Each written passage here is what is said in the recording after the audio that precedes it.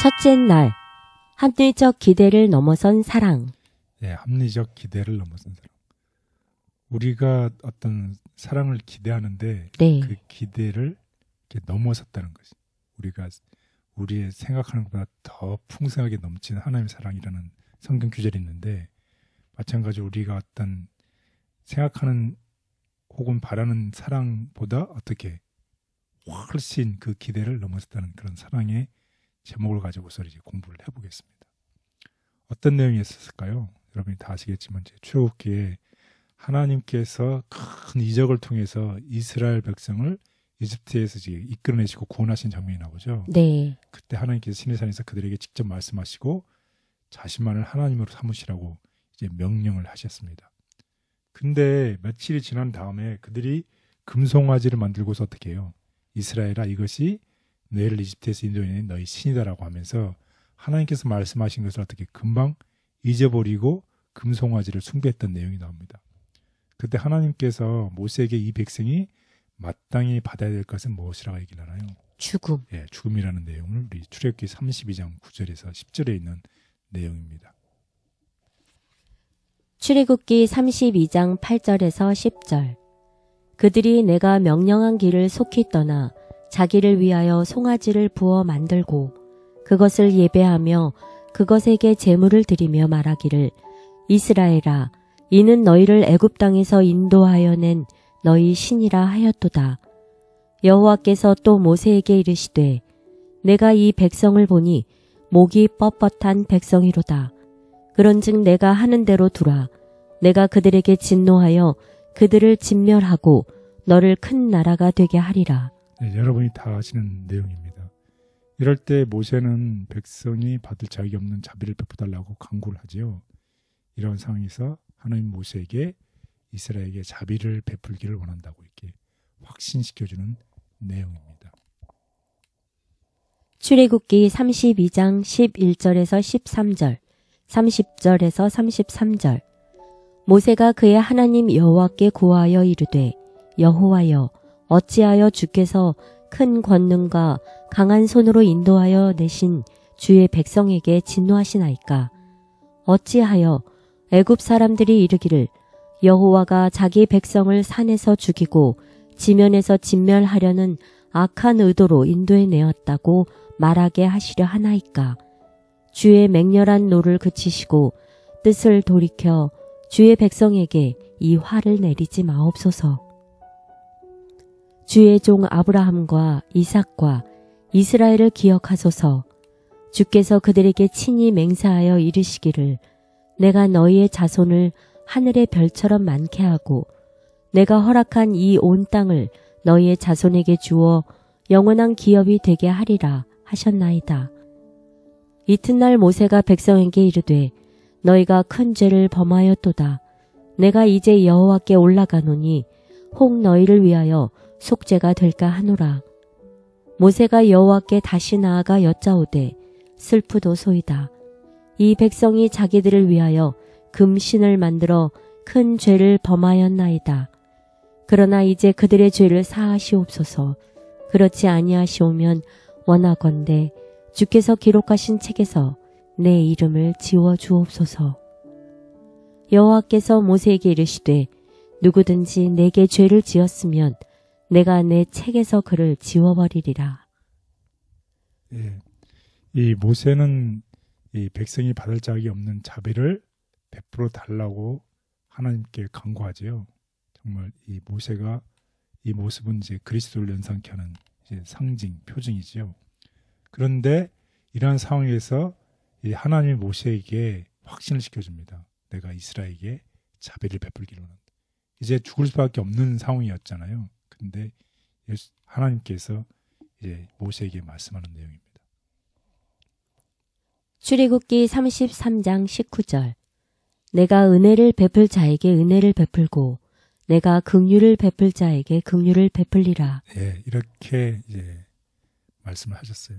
그래서 하나님께서는 어떤 사람에게는 긍휼과 은혜를 베풀고 어떤 사람에게는 그렇지 않기로 했다고 이제 오해할 수 있는데, 그런 게 아니라 모든 사람에게 내가 은혜를 베풀겠다.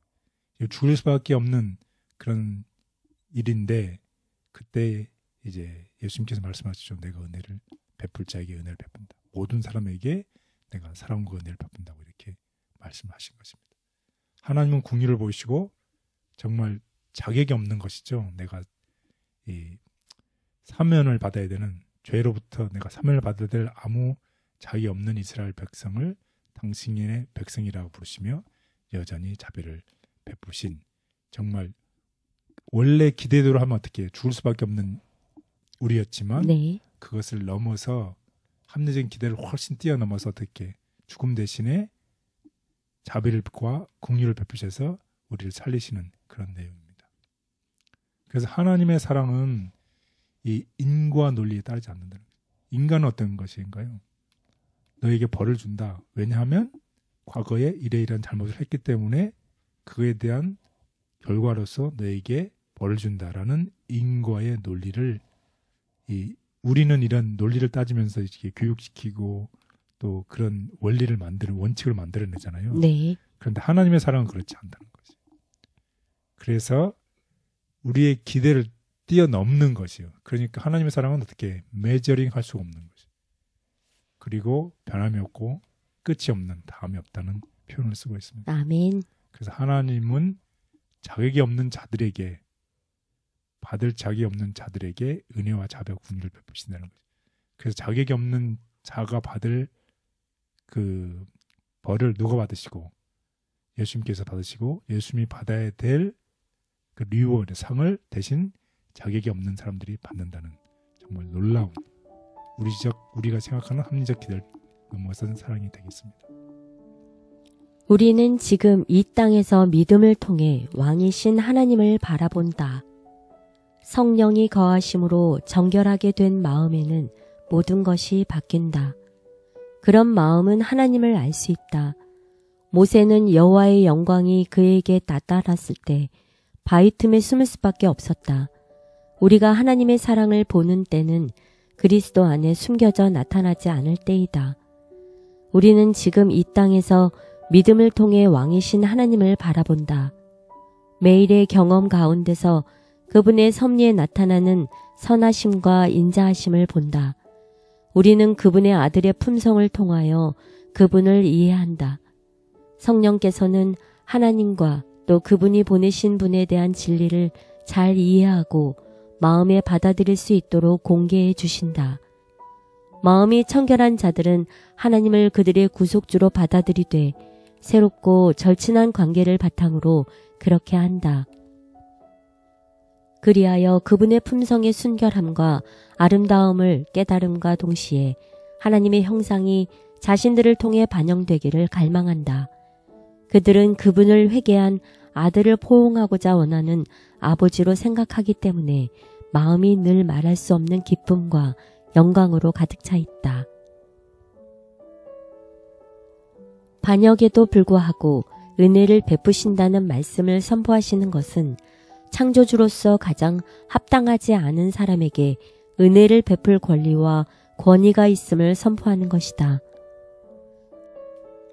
사랑받을 자격은 없지만 우리는 하나님의 사랑을 받을 가치가 없다. 그러나 우리의 보증인이신 그리스도는 그 사랑을 받을 자격이 있으신 것은 물론 당신에게로 나오는 모든 사람을 넉넉히 구원할 수도 있으시다. 과거의 경험이 어떠하든지 그리고 현재의 환경이 아무리 절망적이라 할지라도 연약하고 속절없고 낙담한 현 상태 그대로 예수께 나가면 우리의 자비하신 구주께서는 멀리서부터 우리를 맞아 당신의 사랑의 팔과 의의 두루마기로 감싸주신다. 반역하며 기대할 것이 없고 자격이 없는 우리를 사람의 방식이 아닌 하나님의 은혜로 대해주셔서 감사합니다. 무엇보다 주님께서 우리를 사랑으로 대하시는 것을 항상 마음에 간직하게 하시고 오늘 저의 삶 가운데도 은혜를 부어주옵소서. 예수님의 이름으로 기도드렸습니다. 아멘.